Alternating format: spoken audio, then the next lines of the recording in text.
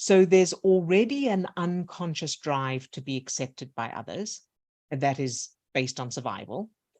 Now you add to that references from childhood experiences, and that natural drive to be accepted either reduces or it's amped up.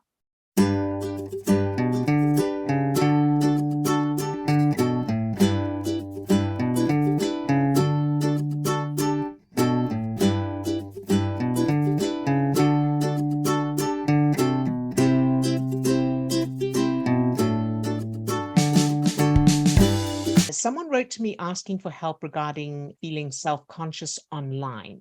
They were worried that they'll say something wrong, and they were worried about what other people will think of them when they see them online. And this person said that every time they're on a Zoom call, for example, they feel freaked out afterwards. And they said it comes from being told, don't ever let anyone know who you truly are, because if you do, they will hate you. I can't relax around anyone. So first of all, thank you so much to that person for sending in this question, because I know you're not alone, and I know it'll help others as well. Feeling self-conscious, whether that's online or in person with other people, it's a common thing, and there's a very good reason for it. Before we get onto the childhood references for this, it's important to recognize that the fear of what other people will think is also a very basic survival mechanism. So in addition to whatever childhood stuff is there, it is also just a basic survival thing. Because as humans, being accepted by others is part of how we survive and thrive. If the tribe disapproves of me, then they'll reject me, I'll be kicked out, and I'll die, because we're not designed to survive on our own. We need each other. So there's already an unconscious drive to be accepted by others, and that is based on survival. Now you add to that references from childhood experiences, and that natural drive to be accepted either reduces or it's amped up. And what I mean by that is, if you felt safe, loved, and accepted in your childhood, then your brain already has proof that you're already safe and accepted.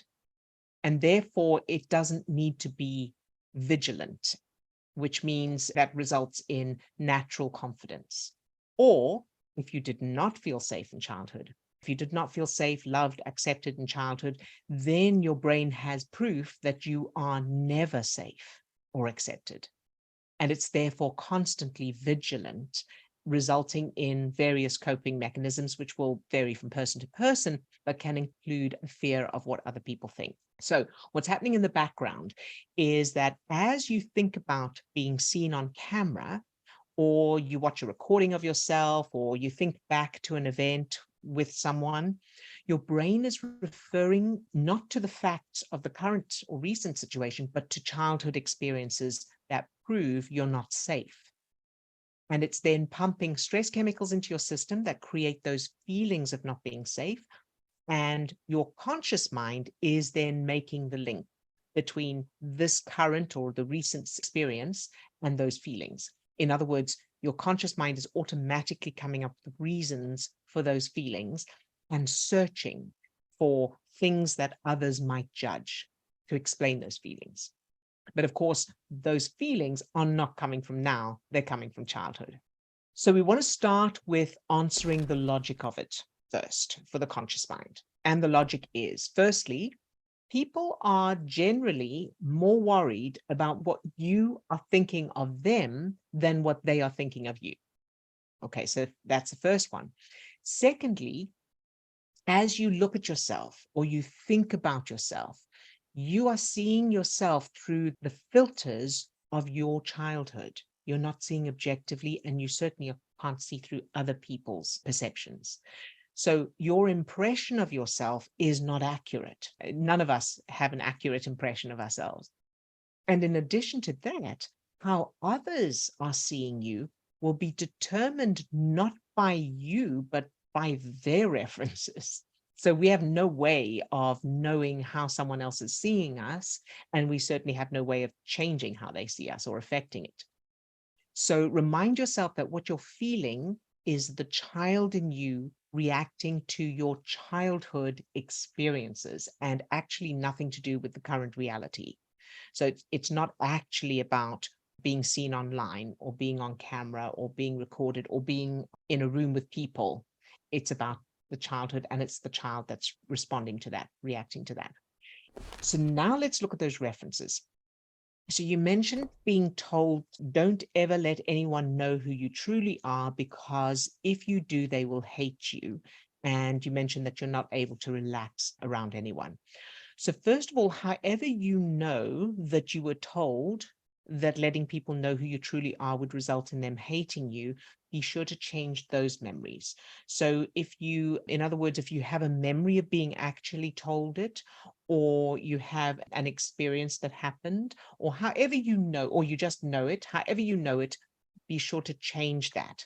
Change those memories so that whomever told you or however you learnt it, those people are now saying to you how amazing you are. So similar to what I just did with Swasti, the skin thing, do a similar thing with yourself. Use that way of switching that phrase to the opposite, positive and empowering. So they're telling you how much they love you and how much they admire you and how fun and talented you are.